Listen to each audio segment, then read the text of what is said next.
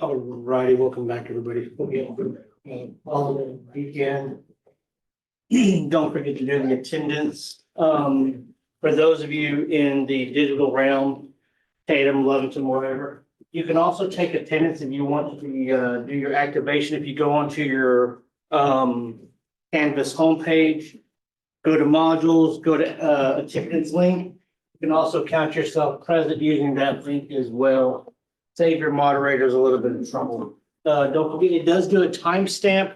So if you think you can use that like later on today, I'm gonna know if you decide to scan that code at like 5 o'clock in the afternoon, I decide to turn it off. So just make sure, do the QR code ASAP, scan over and you. Find out, when did we find out first homework was due? We found that out 26. 26th, okay, so what is that? Sunday? Sunday? Yeah, there you go, something like that. Yeah, Sunday the 26th. 27th is our college has a movie club, and so that's their first movie club night. So yeah, there you go. So we got till Sunday for, I believe, chapter 1, chapter 2 as well. I don't have to do the homework, y'all do. No. I'll look later on today. Pretty straightforward. The good thing right now is I would get ahead. We're gonna work on chapter 2 this week, but what I am gonna do is I'm gonna do one lesson ahead. So we'll probably get into chapter 3. Okay, because I will be missing a day for you in March. I know you're thinking that's far away. Yeah, but if I start building in a lesson now, a little bit extra now, whenever I miss that day, you still got a lesson that you got from it. So that way you're not really ever missing any sort of instruction. And you're gonna see that still, once again, we're still in kind of the conceptual part of statistics right now. Just kind of understanding things, like in the last lessons, you learned some definitions. By the way, overall, your discussions were really good. Just make sure that you don't put I'm not looking for like paragraphs, like long, you know. This isn't English class, it's in your history class, but I am looking for more than just a sentence. Or just a, hey, I agree with you. Yeah, that's about the least amount of thinking you could do is just tell somebody, I agree with you, okay? Well, now the next discussion, I'm gonna be a little bit more rigorous about, which means if you just put down, hey, I agree with you, that's awesome. I'm probably gonna just say you didn't even reply to me. Okay, it's not gonna count as a reply. Put some thought into it. I'm making these pretty easy discussions, but I do want you to put some thought into it. Okay, and also you got points taken off if you didn't do your initial post by Friday. It does say that in there, so you can't say, oh, I didn't know. Well, start looking at your Canvas shell, start looking ahead. Everything's there. But other than that, everything should be good. If you're not in Canvas yet, or sorry, Hawks, one, you need to be in by today because I will be taking attendance today. I grade your attendance in Hawks. It transfers over to Canvas. Okay, so all my grading actually happens in Hawks and then transfers. Okay, so if I can't find you, I can't grade you. And so therefore, you're not here today. Okay, you'll be counted as a 0 attendance today. Okay, if it keeps going on and on, then I start taking off on yourself with community and your communication grades. But you'll know, because I'll send you an email. You'll get an email again this Friday going, hey, still don't see you in Hawks. So everything good? Everything kind of working? So far, so good? Okay. Good. Let's get started. Let me get everything going here. Make sure everything's gonna be working.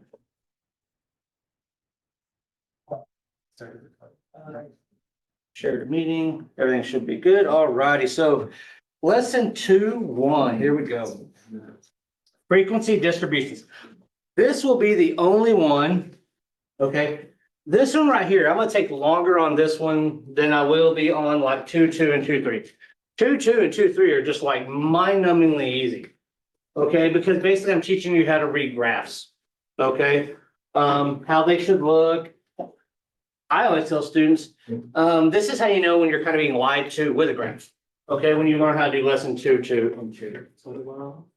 But for this one here, we're going to learn about frequency distribution, which as we can tell, we got some definitions here. We're gonna have an ordered array, a distribution, frequency distribution, frequencies with the little italic F, and then a class, okay?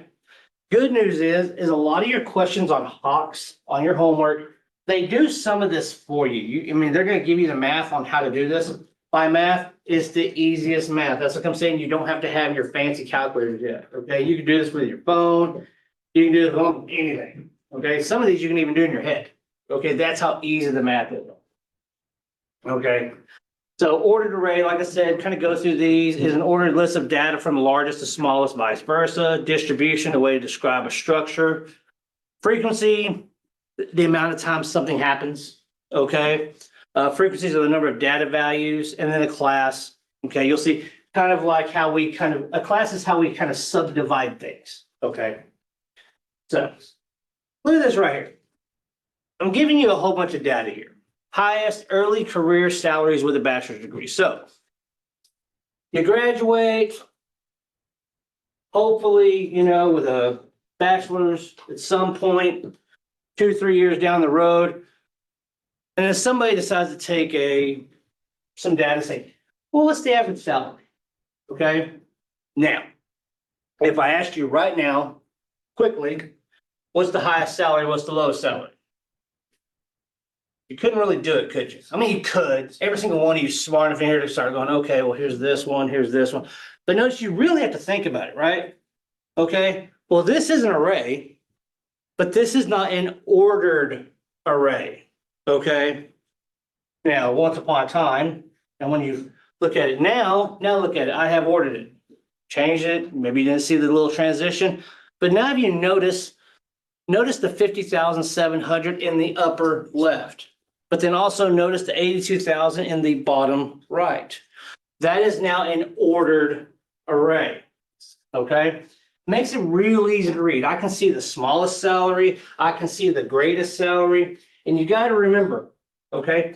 Yeah, right now you're learning some stuff you're not, when am I ever going to use this? You're probably not. I'm not going to lie to you right now. You're probably not. But if I wanted to lie to you, or if I wanted to trick you or confuse you or do anything, why not use the other one, right? Well, you don't have to think about it. You're like, that's just a lot of numbers and numbers may be scared. But if I showed it to you in an orderly fashion, you can go, oh, I see what they're saying. This is smallest, this is largest. I can read it. It's plain as day. It's quick, it's simple, it's easy to read. Okay. Once upon a time, you had to do this. Now we have Excel and computer programs. They'll order it for you. So don't worry about you're gonna have to order all this stuff. Notice now we see the smallest, we see the largest, hence ordered array. Okay. So now frequency distributions. Notice this right here is an ungrouped frequency distribution. It's once again an array. What's going to start happening for at least this homework, okay? Everything builds. If you took me in intermediate algebra, when you get toward the end of class, I start saying this a lot. Hey, you learned this back in 9-8. Hey, you learned this back in chapter 13. Well, when we get to around chapter 6 and 7, I'm going to go, hey, remember when we were talking about frequencies and you wondered why? Here's the why, okay? This is kind of how things are built in statistics. Now, notice here in this frequency distribution, I have an ungrouped distribution, and then I have data. I can see the data. I have 18, 19, 20, 21, yada, yada, yada. All you're going to do, now, once again, I don't know if Hawks is going to make you do this, but if you had to do this, and it's very easy, notice all that's going to happen here is I'm going to tally. Because now that you see that, okay, what if I showed you, now once again, I'll show you that. And if I said to you, hey, these look like ages, could we all agree those look kind of like ages? If I said, hey, what's the age that happens the most? Well, you're gonna have to think about it right now. You notice how I'm saying the word think, you have to really kind of think about it. But if you spend the time or someone spends the time to tally it, you can go, oh, I already know, there it is. Automatically, I can say the 21-year-olds are the most, okay? If I was tallying the ages in this classroom, I could say, these are the most. I don't have to sit and go, okay, I've got 118, 218. No, I don't have to do that. It's already tallied for me. And it tells me the frequency of which one happened. Notice 21 happened 5 times. Which one happened the least? 22. Where is this important? To every single person here who goes, I'll never use this. You won't? You're telling me you're never gonna work at a job that the boss is gonna go, hey, how many of XYZ did we sell last week? Or how much did you sell last week compared to your other people? And you're gonna have to go, oh, I don't know. Hold on, let me check. You know, or when you turn in something to your boss, you're either gonna give it to him like this and he's gonna be like, great, now you want me to do the work? No, you're gonna want to turn it to him like that, where he goes, oh, thank you for giving me something concise, easy to read. You're the person I'm gonna probably look to get a promotion later on. Because you're transmitting information, data, numbers that even bosses in large companies don't want to see a bunch of numbers. They want very simple, show me what it means. This tells a story. Whatever's happening with these ages, we know 21's happening the most and 22 is happening the least. I don't know. I don't know what the data is trying to tell now because I didn't ask a question, right? So now here's the part where you talk. How could this get messy? Doing that little tally method I just did, where I literally go in there and just start clicking off. Where do you think that could get kind of messy? There's a lot of You can use the same color code. I like that. Good deal. What else? use like a lot of numbers, like that's a very small amount of numbers, so if you start going into larger amounts. Yeah. She hear what she said. If you didn't hear this online, she said, first off, color codes, that could get really messy because things start looking the same. Also, large amounts of numbers. That's only what did I use here? 1, 2, 3, 4, 5, 1, 2. So I use 25 numbers. That's really not a lot. That's about 10 minutes worth of annoyance, right? What if I gave you 100? What if I gave you 300? What if I gave you, hey, what is the average list of college students in this college? What if I gave you 3,200 and I said, here you go?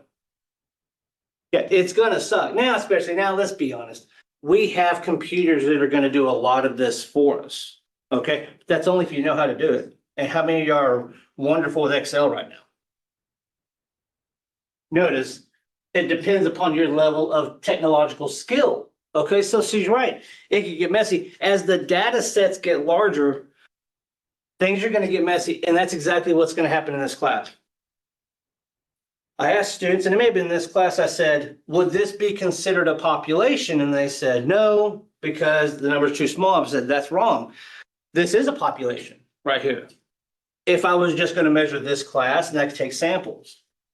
But realize when we really think about populations in statistics, usually we're talking about large groups of people, okay? Cities, states, worldwide, okay? So the data can get really, really, really large, really fast, okay? So frequency distribution, now we're gonna talk about grouped, okay? Group, we're gonna decide how many classes you need. Now, good news, you don't probably have to do this, and I'm not gonna make you do it on a midterm, okay? But realize you see these a lot. Okay, you really do. You're seeing these all the time. Any of you ever started looking at like college and you're starting to see what the prices are and they'll say, hey, these colleges here are grouped here. Here's like these, like they'll say mid price, you know, and then they'll say low and then they'll say high. Those are classes. They're saying, hey, here's some cheap ones that are maybe in your range. Here's this one if you get a moderate scholarship. Here's this one if you get a full ride. Isn't that kind of sort of sometimes your decision on which college you're gonna apply to? Like, if I gotta pay for that bad boy out of pocket, I'm probably gonna be going to this one. Full ride, I'm gonna apply to this one over here. That's kind of how it works, okay? So you've seen these, maybe even prices of cars. Okay? Hawks is gonna classify them for you, but I want you to understand how they work. Choose an appropriate class width. All that's saying is this, and I'm gonna show you using our salary thing that I just showed you, okay? And then the class limits, I'll show you how to do that. And then determine the frequency. When you hear the word frequency right now, just think of the tally marks. How many times did this thing happen in this section? Okay? So if like on the 21, remember, how many times did 21 happen? Well, it happened 5 times. But if I gave you a width, if I said, hey, how many times did 20 to 22 happen? We just count how many times did 20 happen, 21, and 22. Notice that's kind of how this is gonna work. Not kind of, that's exactly how this is gonna work.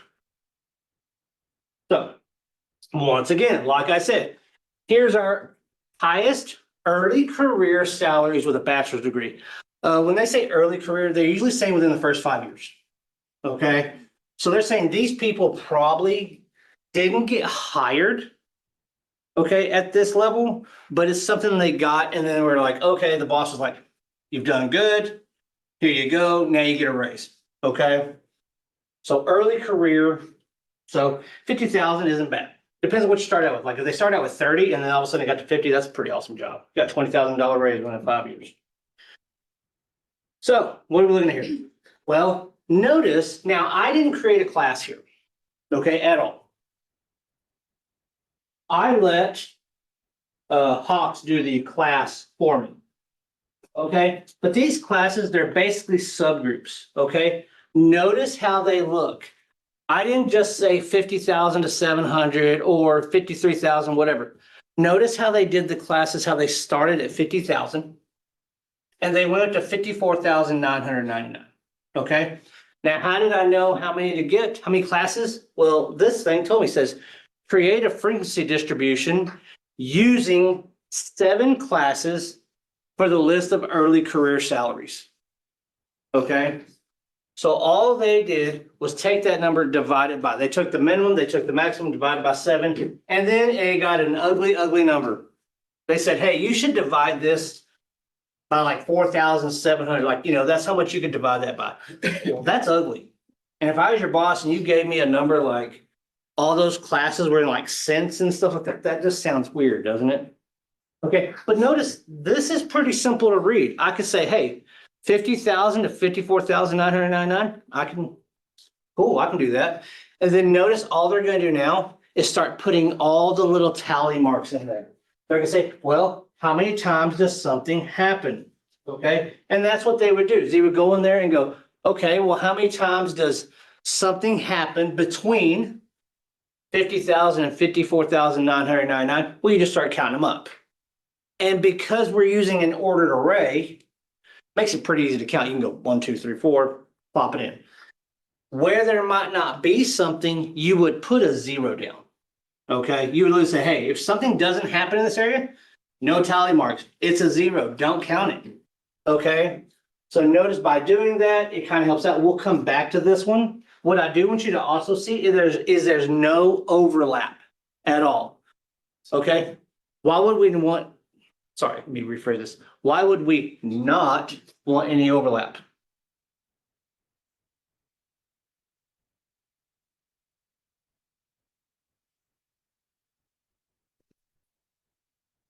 What do you think? By overlap, do you mean like, say for example, the first and second were like 50,000? Yeah, look at the 54,999 and then notice the next one says 55,000. Why can't I put 55,000 on the class, the top one, and then the next one put another 55,000? Because then it counts for both if there's something. You know, you're gonna get a double count in there. So if I started saying, hey, what are the salaries of who makes the most salary? What's the salary that happens the most? You're gonna get some double counts in there, and you can't have that, okay? Because this needs to be accurate. This needs to be something they're going, hey, this happens to here, this happens to here. Now, there is no sense on here, and I'm gonna show you when we're talking about class boundaries here pretty soon. You're gonna see that there actually is an unwritten boundary, okay? And it's the average of between the two, okay? You'll see that very shortly. There it is. Class midpoint. Notice you got some math. Class midpoint is the value in the middle of the class and is given by the upper limit and the lower limit divided by 2. That's just averaging, right? Okay, what they're saying is, and let me scroll back real quick here. Well, do I see later on? I don't ever want to go backward if I can go forward. I'll show you going forward. Okay, so just remember that. Now, your first introduction to something, and I really need you to start paying attention. Like if you've kind of zoned out, I get it. It's a Tuesday, you had a 3-day weekend, you probably partied all weekend. Hopefully, I'm just joking. But you came back, you need to start paying attention now. This is where people are gonna start getting lost. See that symbol there? On the bottom. Okay, that is called sigma, okay? Greek letter sigma, uppercase, just like how we have uppercase A's and lowercase A's. This is the uppercase letter for in Greek called sigma. This is the last time you're ever going to hear me call it sigma. We're going to call it summation. Okay, so when you hear me say summation, there's a very direct reason why I'm going to say this. Okay, because believe it or not, there's another symbol out there called sigma that we're going to use a lot. Okay, and some guy thought it'd be a really good idea to say, hey, let's teach a statistics class and give them two symbols that mean the same thing in Greek, but mean two different things. Okay, so I want you to know that to this day forward, I'm going to call this the summation notation. You will see what that means.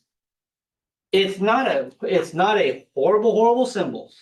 All it is saying is, say I took the letters 1 plus 2 plus 3 plus 4 plus 5. You notice I have to keep doing that?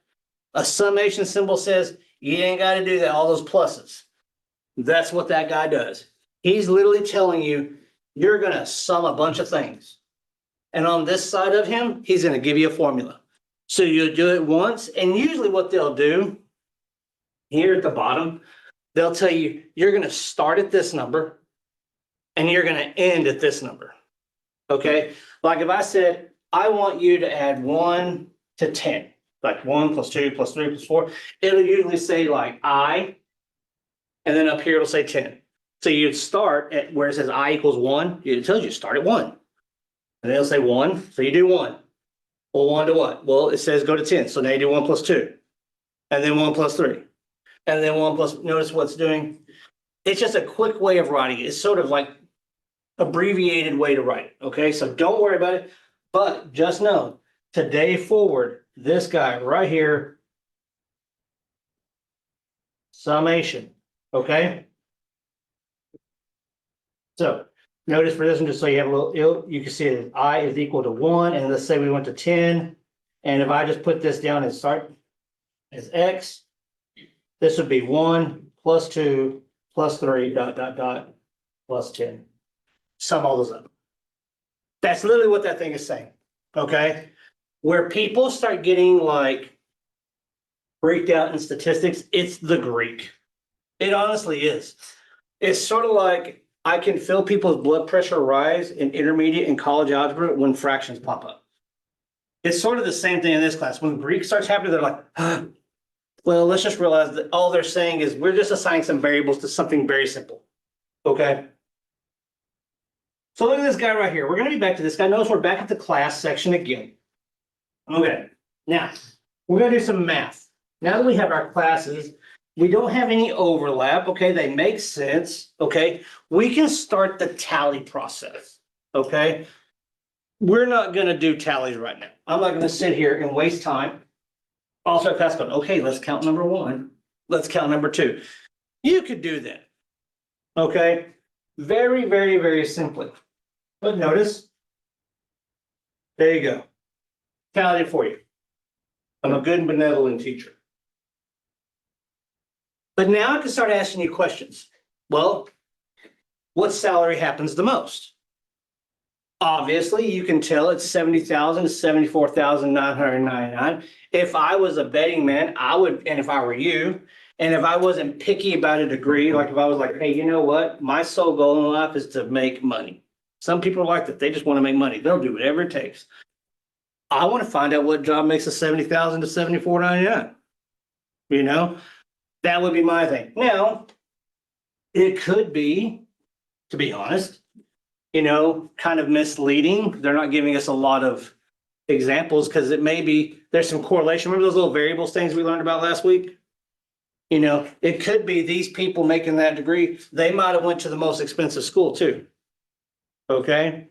Well, that expensive school also carries a lot of debt. You know, so there's some things you got to look at in there. Like, you know, I don't know, maybe I don't want to make $75,000 a year, $74,999. If I'm having to pay $12,000 or $100,000 or $300,000 in debt, whenever I could be paying, when I could do the $64.99 and be like, dude, I have no debt. I was able to pay off the college as I went through it. So things like that. Now, one of the things you learned earlier is said, hey, let's look at a class midpoint. Okay, well, remember class midpoint, it said take your lower, take your upper, right, subtract them, and then divide by 2. Well, if you look at this one, let's do this one right here.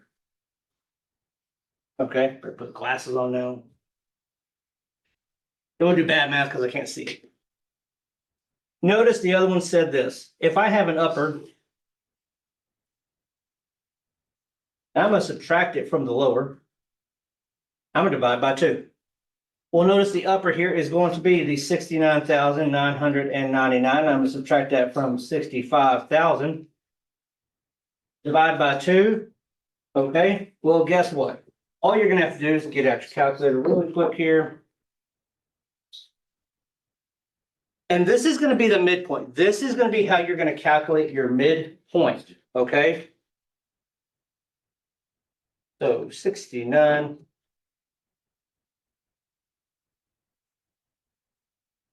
And we get 2,499.5. So that's going to be a midpoint, okay? A class midpoint. That's telling you, this is how much you're going to have to subtract to get down to that midpoint number, okay? Now, you're also going to learn about what? Okay?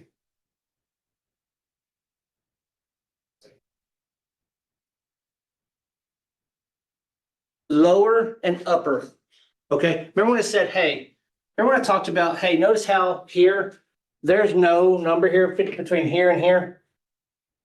Okay? They're gonna want you to calculate that. Okay? Because there is a number in there, like, how do you know? What number do I go to? If we were going by cents, where do I stop? When do I decide to put it here and when do I decide to put it here? Kind of make, especially if you're dealing with cents, like right now we're just dealing with dollars, right? And they're rounded, but what if we had cents in there? How do I know when one needs to go here and one needs to go here? Okay, so what we do is we find the class limits. Now there's upper limits and there's lower limits, okay? First off, just so you know, each one of these is a class. That's your first class, your top one. Then it goes to second, then it goes to third. Okay, for those of you online who didn't see what I was pointing at, you would really come in here and go, this is my first class right here. He doesn't like my hand. 1, 2, 3, 4, and so on and so forth. So looking at a class, we're going to look at, once again, what would be the class limit? Now, you got to be careful. This is where they're going to get you in your homework. And I don't want you to get lost on the homework. It's super simple math. Okay? Literally, you're taking averages. Everybody here can do an average. You take this number, add it to this number, divide it. Take this number and take this number, add it to this number, divide it, right? All you got to do. You just got to be careful of the wording. So if I said, find me the upper class limit, hence the word I just said, upper class limit of the third class. Well, you got to look at the third class. And I know that the third class, the upper number is 64,999. Okay, so I know that's my upper. So I'm going to write that down. 64,999. Notice the next number is 65,000. If I go to class 4, that number is 65,000, correct? Simple, simple, simple. I'm going to add that to it. And then divide by 2 again. That's all you're doing. So notice when you get 64,999 plus 65,000, hit enter, divide by 2. And very simply, my upper midpoint, hear my words, my upper midpoint for my third class, okay? This is literally, what did I just calculate? Here's my cutoff. If a number is this number and less, it goes into the third. If it's of a number and greater, it goes into the fourth. Notice all I've done is find out how to, where's my tipping point? Does it go here? Does it go here? that number, very simple math, is going to be 64,999.5. That's it. Now, what have I said to you? What is the lower class limit of my fourth class? What would that be? 65,000. Same number, isn't it? Notice depends on how they ask you. You're gonna have some overlap, not overlap. Don't think of overlap as like, we're gonna have some matching numbers. But lower class of the fourth is the same number as upper class of the third. Okay, so that's how that works. And everything has a lower class. Like even notice the 50,000. I know because it's very simple math now, my lower limit, if they said for the first class, would just be 39,999.5. Do you see how that kind of works? That's about how hard the math gets in this section right here. Okay. Here we are with summation. Now we're going to learn about frequency. Remember this formula. You've used it before. If any one of you took, which you should have, if you're in this class, if you've taken, we used to call it elementary algebra. They call it Dev 2 now. For high school students, I don't know, probably. You did learn this in seventh grade. How do I know? I taught seventh grade math and I did teach this formula to seventh grade students. Okay, we call it something different though. You'll see quickly what it is.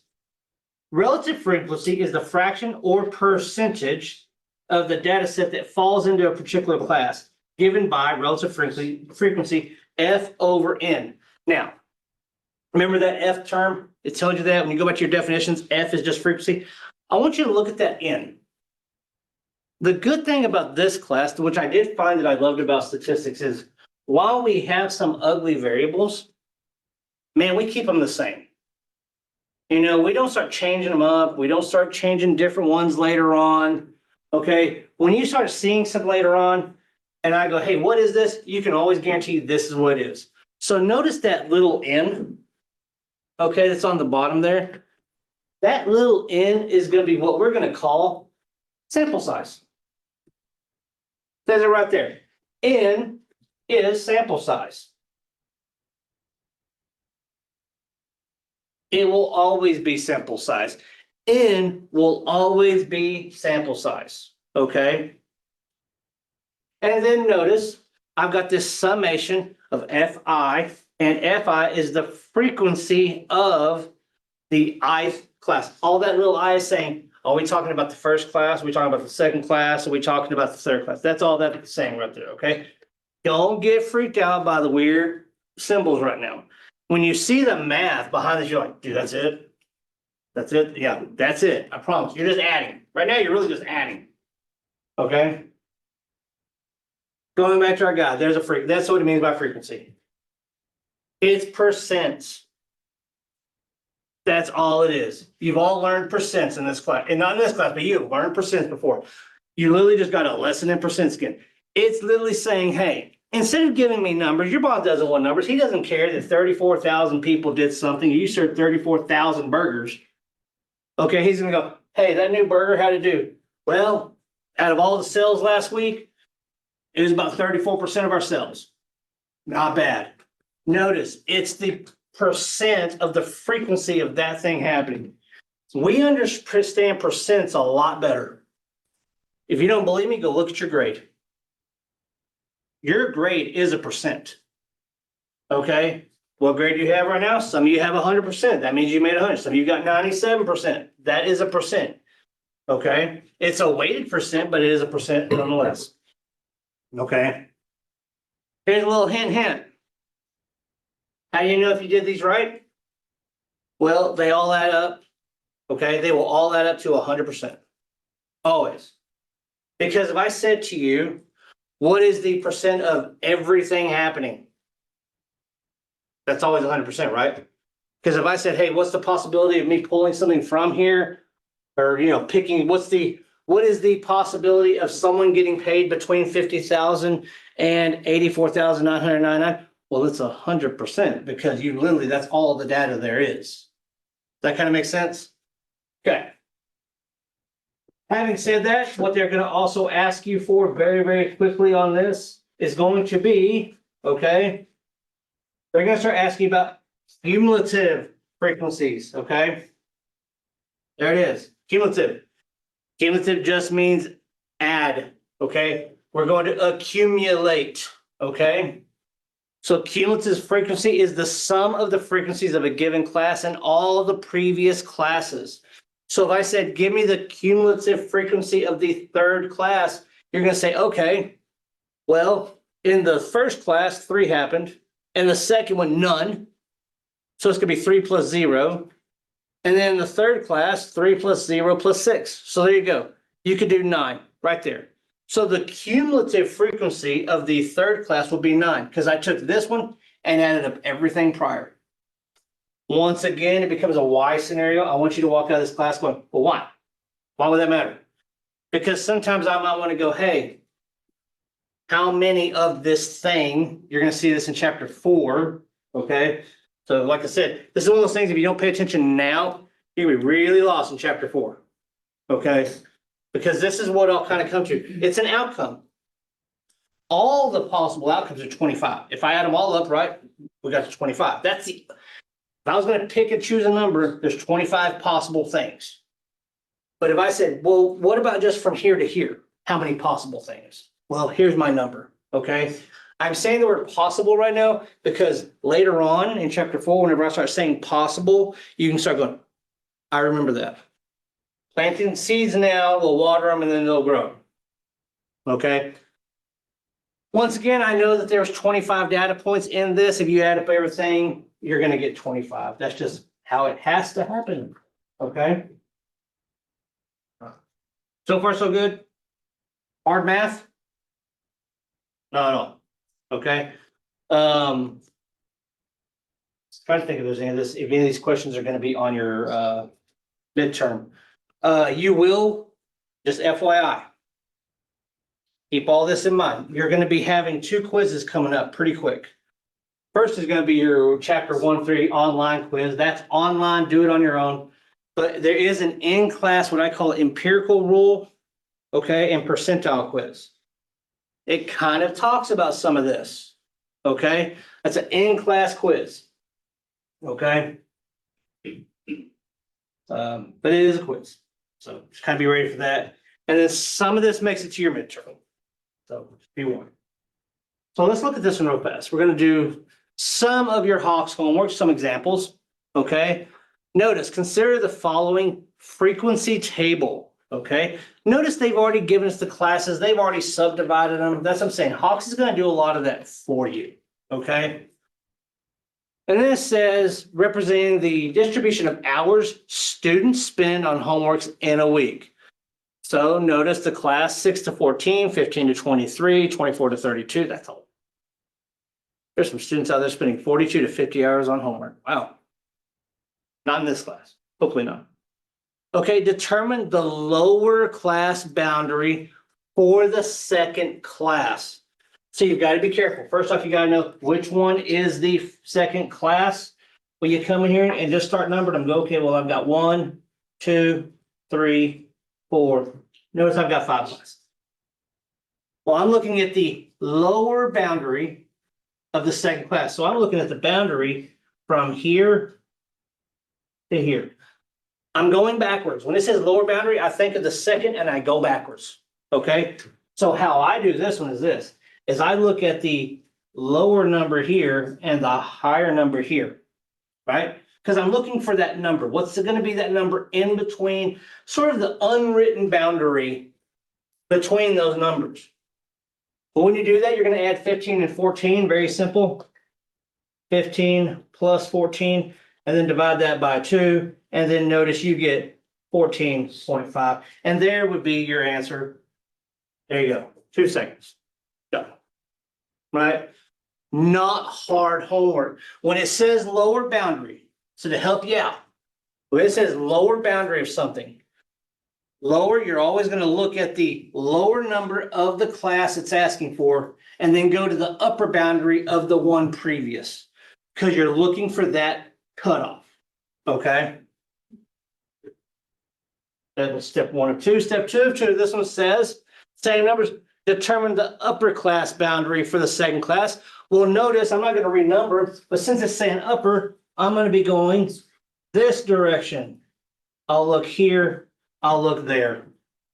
Okay, because it's asking for upper class boundary, I'll take the 23 plus 24. Once again, divided by 2, and I get 23.5. And let's be honest, I'm doing a lot of math right now, but didn't I say you could do a lot of this in your head? I mean, after a while, don't you start seeing the pattern? You're like, dude, it's always gonna be that 0.5. Not always, no, I don't want you to, you're gonna get a homework problem eventually. But to be honest, it usually is that. 99% of the time, it's gonna be, if it's the lower class boundary, okay, find the upper number, put a 0.5 on it. If it's an upper class boundary, find that upper number, put a 0.5 on it. No math at all, because that you're looking for that middle number. Where's that tipping point? How do I decide if it's gonna go here or if it's gonna go here? Okay, so don't overthink it, okay? Consider the following frequency table representing the distribution of cost of lunch in dollars. Determine the cumulative frequency for the fourth class. Okay. Notice, you come in here, once again, number them, okay? The worst thing that's gonna happen is if you start getting cocky and you start putting things in. Slow down, okay? Take the time to realize, okay, well, what is it gonna be at here? This is gonna be my first class, second class, third, one more thing, fifth. Well, it's saying the cumulative frequency of the fourth class. So there's my cutoff. Don't go below that number.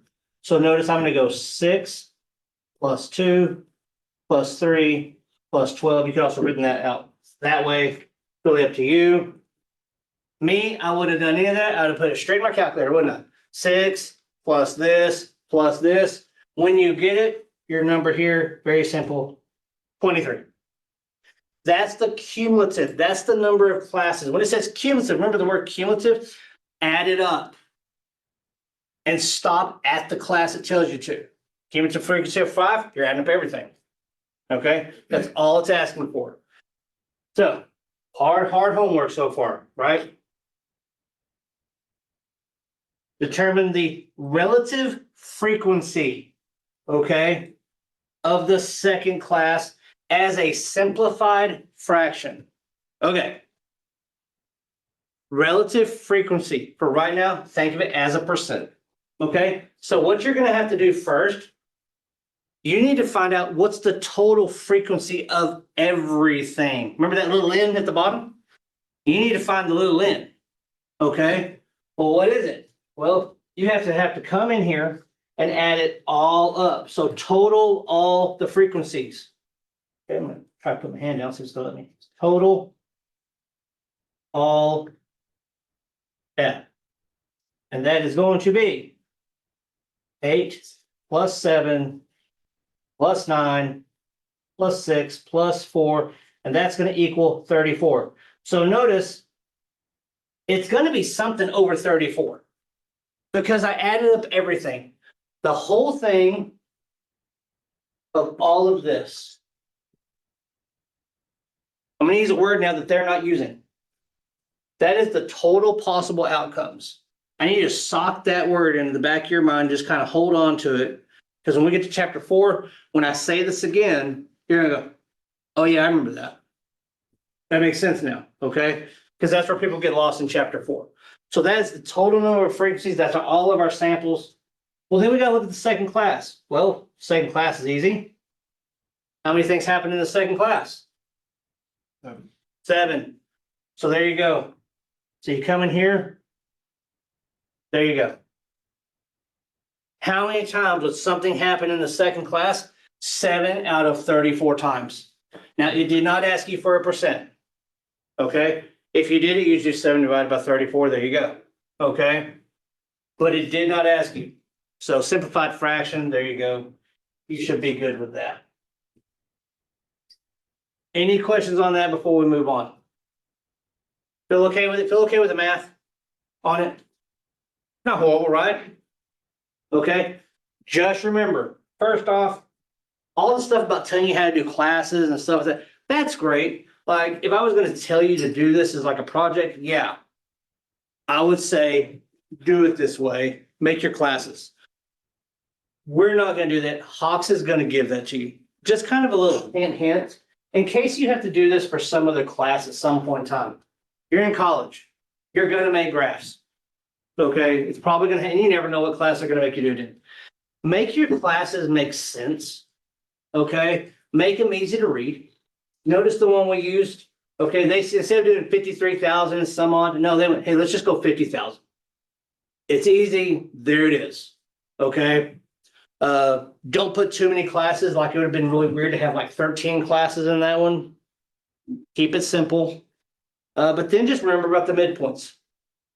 Okay, and the reason they're showing you this, to be honest, right now, is, I'm gonna be honest, I had to be like blunt. This isn't outdated, the math that you just learned about the cumulative part. Okay, to be honest, the math, that part right there, right? Like, hey, this is the number of frequencies, the little n, here's our frequency, that's 7/34. That is probably the most good thing to use and understand right now, for one reason. It comes back in chapter 4.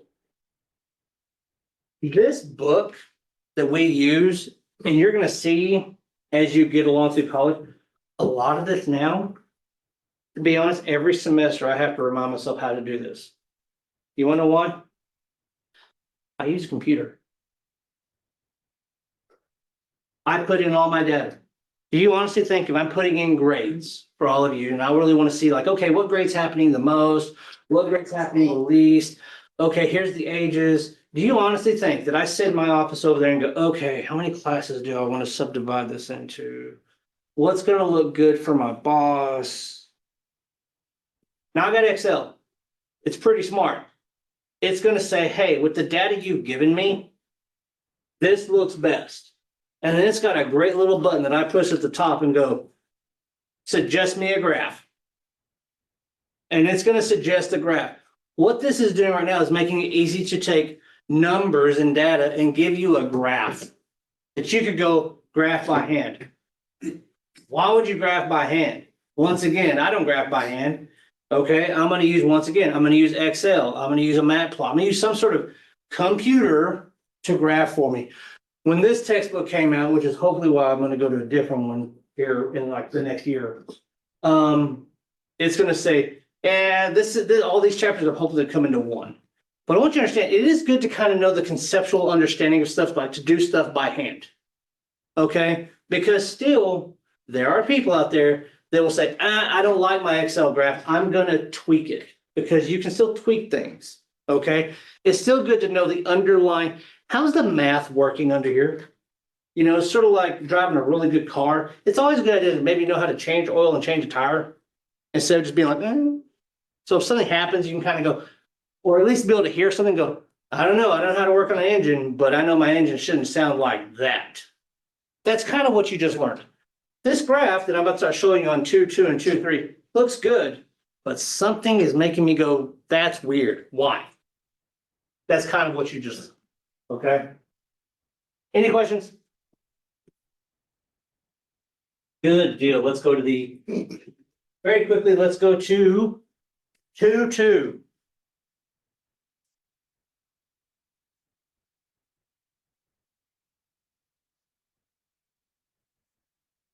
Graphical display today. This is literally going to show you how to read graphs. And people think that they know how to read graphs. They really don't. People think they know how to, you know how to read graphs I give you in class. Literally, that's it. But how many of you ever been watching something online or in the news or anywhere and you saw a graph pop up and you were just like, all right, that looks good to me. And you really paid no attention to it whatsoever. That's pretty much everybody. Okay. So happens a lot. Okay. So believe it or not, that's how, when I talked about they lie to you, they don't lie to you. People just make bad graphs because they're stupid. I'll say it. People don't know how to make graphs. okay? I literally, because I'm that kind of a nerd, I told you day one, I'm reading a book right now at home on how to make graphs. The guy wrote a big old thick book on how do they lie to you, how should graphs be made, and he's showing real world graphs where people have shown these to people and have talked people into spending billions of dollars because this is what this graph looks like, and then they're like, yeah, I'll give you $1 billion, and they find out, oh man, that graph is wrong. Okay, like way wrong, okay? What does a graph need? A graph needs, well, it's a picture, but it needs a title, labels on both axes, a source, and data. Okay? Don't just give me a graph and don't tell me where you got your data. Even if you're the one who got it, tell me how you got it. Where'd you get it from? You know, it's the same thing with your English teacher, history teacher, whatever, psychology. What do they want you to do? Can you just write something down you found in a book? No, you got to cite it. Okay? So there we go. Here's a graph. United States median rent from 2017 to the present. Okay, this is not one you'll find in your book. Try to find more relevant graphs for you. Look what happened between 2020 and 21. What happened? Did it go up or did it go down? Up. Why? Now you guys now see this graph is telling a story. Why did it go up? You should know. COVID. Why would rent go up when people lost their jobs? Good question to ask. I don't know. Doesn't seem right. And it doesn't lie, does it? And then look what happened after COVID. What happened again? It kind of started, kind of leveled out, but not really. It's still kind of doing some big jumps. So there you go. There's a graph. Here's a pie chart. Guess what? You don't even need the math on this. Don't ever do a pie chart by hand. Okay, we have Excel now. Okay, like I said, this thing is showing you how this thing works. But notice all they did was they took the relative frequency of every single part, right? They divide and they go, well, hey, 50% of my circle, this is gonna be a pie chart, is gonna be apartments, 25% dorms, 12.5% houses, and then sorority fraternity is another 12.5. You have to turn all of those into angles. And there's the math for that. If you decide you want to do it by hand. Okay, I do like pie charts. Okay, there's a chart here I'm gonna talk a lot of crap about. And it's funny because like I said, last semester I had the students do a project. They had to literally, and they would start this week. They would have said, I want to study this. And maybe I'll bring it back in some form or another in later semesters. But one of the students decided to do a pie chart by hand.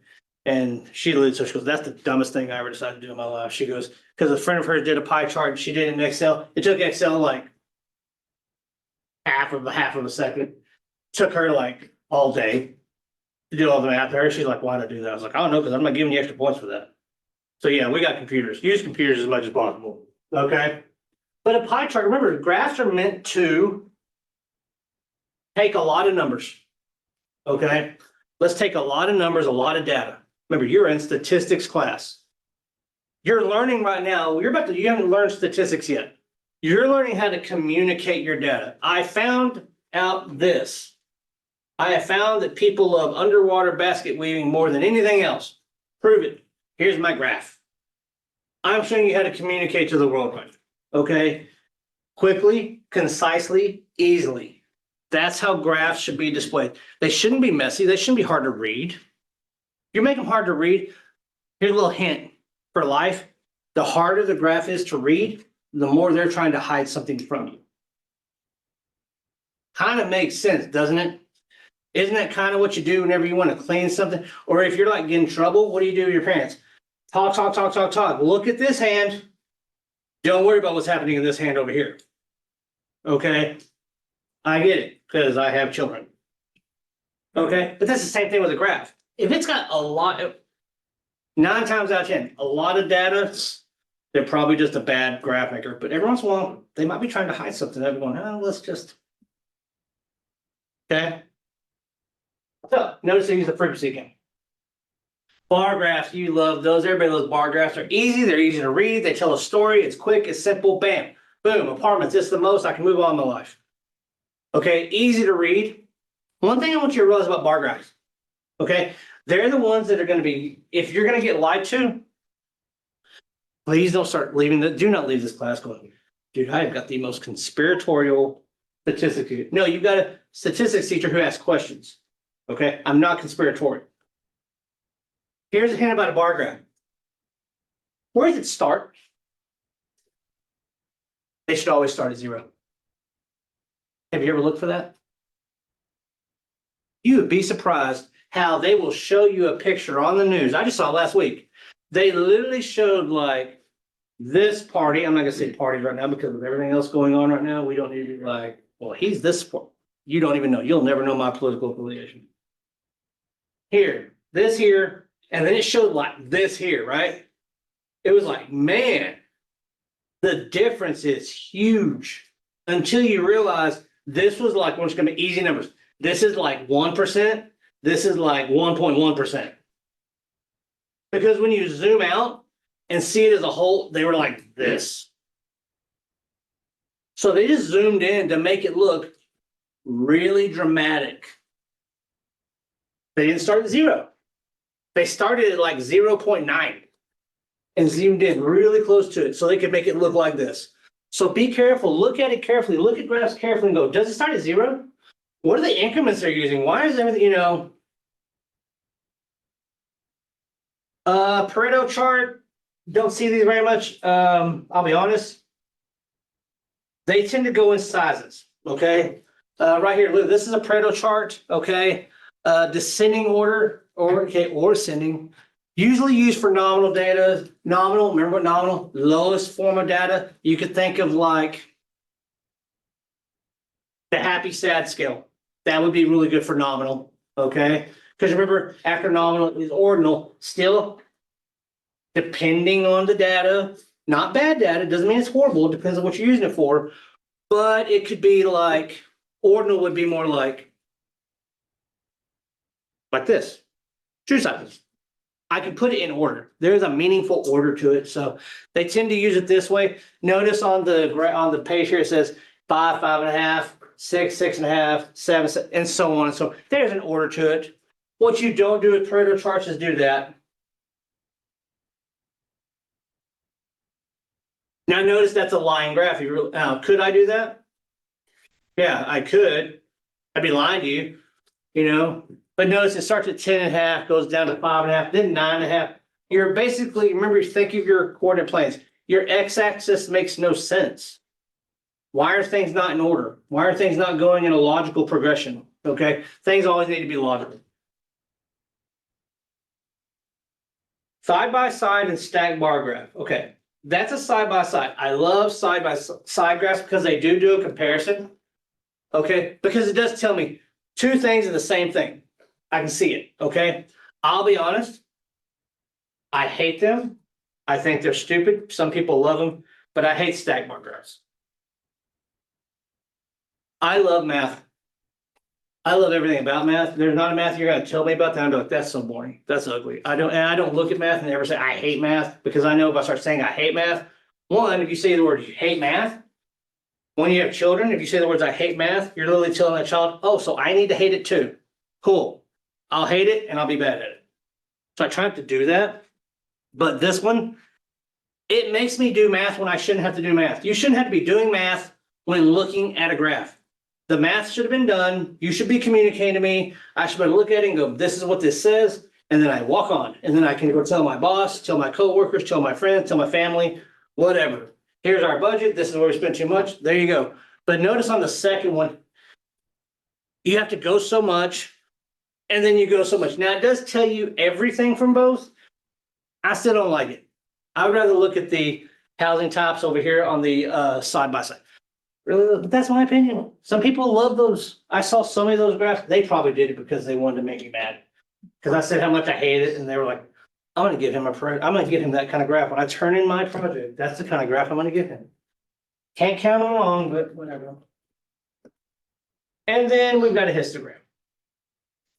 Histogram is very closely related to a bar graph. Don't they look almost the same? But notice the boundaries. Those are those boundaries that you calculated from before, okay? Notice I'm using the same exact one. Our class boundaries here, 49,000.5 all the way up to 54,999.5. All they've done is instead of having bar graphs here, they just slammed them together and it's called a histograph, okay? That's how those work. And literally all your homework is gonna be, it's gonna give you different types of graphs. Okay, I don't even think on this one, I even do any of your homework problems on this one. Okay, it's literally that simple. It's literally, here's a graph, and then they're gonna ask you a question about the graph. Okay, just answer it, okay? Stem and leaf. To be honest, you don't see these a whole bunch nowadays. Except for in this class and in your book, okay? So be ready for them. This is what they're gonna look like. Be ready, they give you a key. I'm never gonna make you make a stem and leaf plot, okay? All it is an ordered stem and leaf, okay? Let me just show you an example. It works so much easier. That's a stem and leaf plot. That's an actual graph. Okay? The important part about a stem and leaf is this. Look at the bottom. That tells you how to read it. They will always give you a key on how to read it. So notice this first line here. We can say in the first line where it has a 1, I know that I'm gonna have, well, let's go 1, 2, 3, 4, 5. There we are. I'm gonna have 5 data points in there. It's gonna be 18. And then I'm gonna have 19. And then I'm gonna have another 18. And then I'm gonna have another 18. And then I'm gonna have 17. Do you see how it's kind of working now? The 1 will always be there. So that's why they put the 1 and then they put a line. And then the second number is always gonna be on the other side. And so literally that's how they're gonna write it.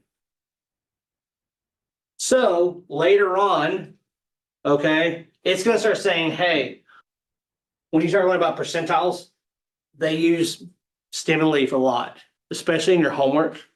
So just be ready for it. So notice on this one, like I said, look at the key. It tells you how to read it. The 1's gonna go here and then it gives you an 8. Okay?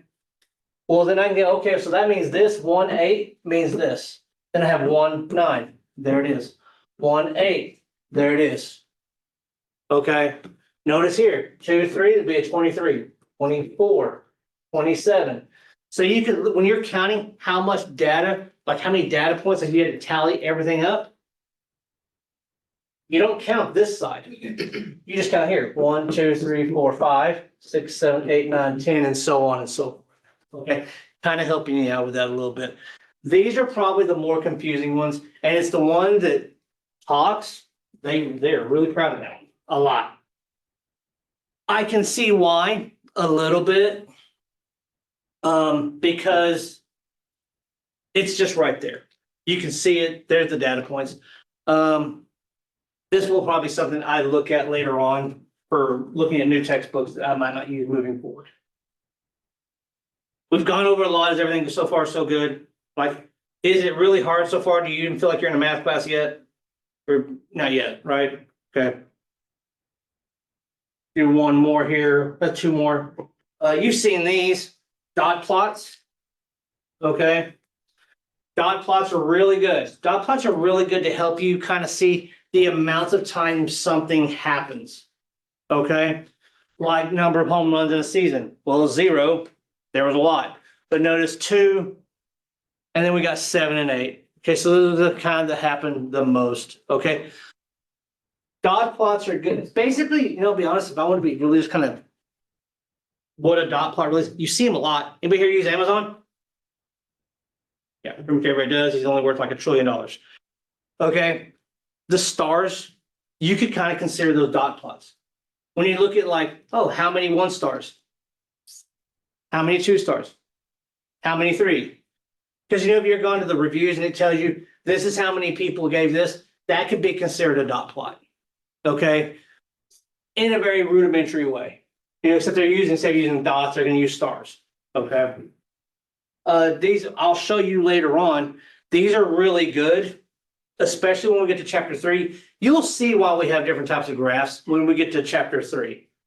Because once again, there are ways to fool you. Okay, if I decide to do this math and use this graph, gotta be careful because I can fool you. Okay. And then heat maps. You've seen these all over the place lately, especially because of the election. You see them all the time. These are really good. The only problem with these is honestly, if you're not careful, one, if you're gonna use one, let your computer try to help you. But notice this one's actually a really good one. I think I found this one. It may be in your book, but I think I found this one. What if the colors are too close? You ever seen something like that? Where the man, you're like, man, is this one? Think of like whenever you're looking at like, have you ever seen the little precipitation graphs? Like how much rain, how severe is the rain gonna be? Those are the same type of graph, but I'm always like, man, are we the purple or are we the light purple? Basically, are we gonna like a Noah flood or are we just gonna have a drizzle? Because sometimes that's how close the colors are to me in there. So I like more contrast in my heat maps. Okay, so that's really up to you, kind of how that works. And then this one right here, everybody has seen a line graph. Probably one of the, other than the bar graph, you don't even really see histographs that much anymore, but this happens a lot. Consumer price index, okay? Now, you might be saying to yourself, they didn't start at 0. Well, I didn't talk about a bar graph, okay? But notice on this one, what I want you to start paying attention to, and I'll get you on the next class, we'll see who pays attention to this. Make sure these are in some sort of logical order right here, because I can fool you as well doing that. I can say, well, maybe I'll go from here to month 3, and then from month 3 to month 4, then month 4 to 7, 7 to 9, 9 to 10, 10 to 11, 11 to 12. Does that make any sense? But they graph stuff like that all the time. A lot. And what that does is then they'll do with line graphs especially, because now I can take data that might look like this. You know, there's an upward curve, right? But if I scrunch it and I'm real careful, I can make it look like it does this. So I can say, hey, crime is just, man, it is on the rise. Look at it, it's just this. When you actually put it in some sort of ordered manner, it's like, dude, it's kind of like this. It's just kind of, yeah, it's going up, more people, more crime, but it's a slight rise. So notice that's what you want to kind of look at a little bit. Like, are they doing their math in an ordered fashion? So those are things you're going to want to look at moving forward. Any questions? Everybody on to Hawks. Get on to Hawks. I promise you. Make sure that you also use the QR code today. I promise you, just as much as this was true in intermediate and in college algebra, you do not want to get behind in this class. Okay? I'm here to answer any question because remember, there's a lot of work problems in this class. So please ask questions. I will see y'all on Thursday.